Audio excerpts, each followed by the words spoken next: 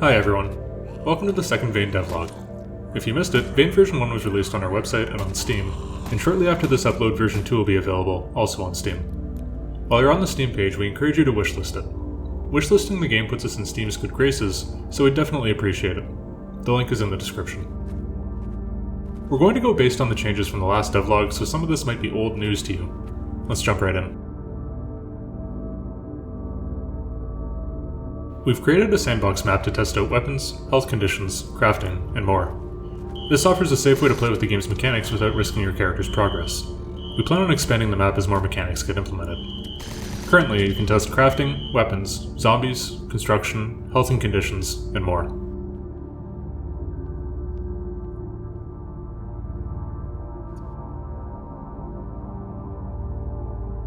We've created character occupations with loadouts. You can pick what your character did before the apocalypse. This influences additional starting stats and what items your character starts with. We're considering adding additional bonuses or perks to different occupations. We've wired up a bunch of stats for features currently in-game. For example, strength influences your melee weapon damage and ability to knock back zombies. We've added an addiction system to Vane. Smoking cigarettes or doing addictive drugs like alcohol has the potential to addict your character to the substance. If you go too long without consuming the drug, you'll experience withdrawal, which will make your character's experience much more difficult. We've added metahuman-based hairs to the game. They have support for physics and are much more detailed than our old hairs. We can also add new hair quite easily. There's an emote system in the game now, so you can do things like pointing or waving in cases where you want to signal silently from a distance. First-person animations aren't in yet, though.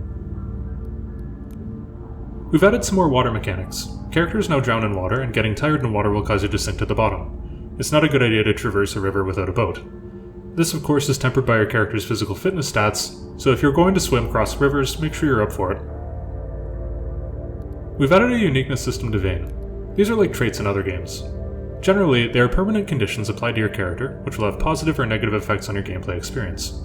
These are meant as optional challenges or handicaps, and it's not necessary to pick any of them. For example, characters with the visual learner trait gain stat bonuses when watching another character gain stats. However, when they practice the craft themselves, their experience gain is reduced or negated. Another example is peanut allergies. Your character goes into anaphylactic shock when eating products with peanuts in them. We've added the first iteration of construction and building to Vane.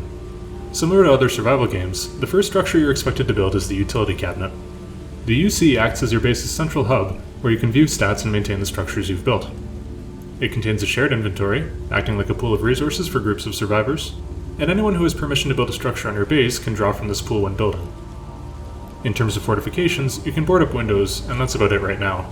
However, we're going to be adding a variety of structures to the system in the next few months, including workbenches, cookware, generators, defenses, storage, and more. We currently have the designs for raiding complete. For now, structures cannot be damaged by anyone other than you. That said, combined with changing locks, you can now completely fortify a house and store your items in it, safe from other players. In addition, you can now destroy furniture, which will free up space in your base. Without a UC nearby, furniture respawns after a while, which prevents vandalism. We've added use animations to items. They're super rough right now, just like the rest of our animations, but we're okay with using placeholders for now. Items degrade now. Melee weapons and firearms will eventually break if they're used. You can't repair these yet, but we'll add a repair system to bring them back up to snuff. Broken firearms can't be used, and broken melee weapons turn into their constituents. Most items require a tool to be dismantled now. Item blueprints have been improved, such that some blueprints can only be built on a specialized crafting bench. Lots of item details have been filled out. Drinking chemicals will cause stress, raw food will make you sick, binoculars are functional, and you can shake magic 8-balls. We've changed some medical items as behaviors. You can suture cut wounds now, which reduces the health loss from them. Painkillers now have a duration and apply over time to reduce pain. Weather now affects the world. During rain, roads and roofs become wet, and during winter, snow covers the ground. The lake freezes over and is walkable, if slippery. We've added windows to all buildings. They're easily broken though, so we recommend fortifying any bases that you have immediately. You can now sit in chairs. Although this is a minor feature, It's the necessary precursor to another feature we're going to be implementing down the line: vehicles. Items have been placed throughout Redford. These are found outside of containers, so you can immediately see what kind of loot's available.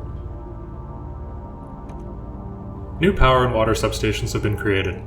These small buildings control the routing of power and water through towns. As with the power system from Devlog 1, they currently require no skill to operate, but will change that soon. In addition, the water system is now hooked up to any utilities that produce water like sinks or bathtubs. Fire alarms have been added to the Redford gas station and fire department. They'll act as a beacon for any wandering zombies when activated.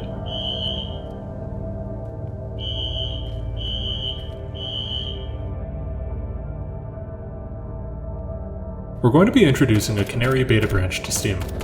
This will be a bleeding edge release, where we upload new builds as frequently as nightly. We already use one internally for testing, but we figured there's no point in keeping it private.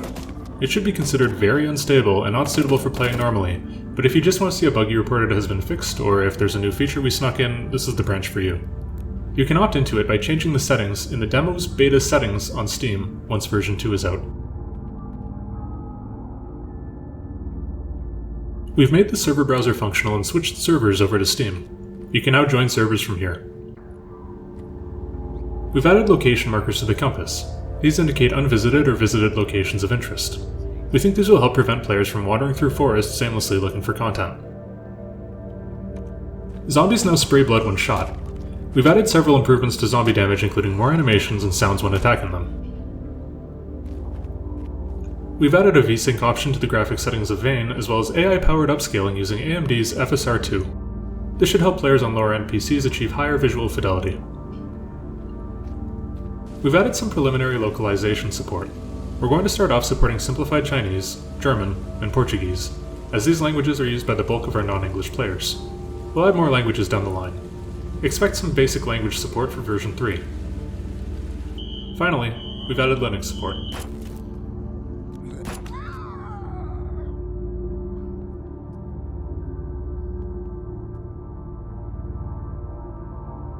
So that wraps up our second devlog. As always, please do subscribe and leave a like if you feel like it. The best way to support us right now is by playing the game, it's free, by downloading on Steam and leaving feedback on our Discord. The link's in the description. In addition, wishlisting the game on Steam lets us know how many people are actually interested in the game. Thanks for watching, and we'll see you next time.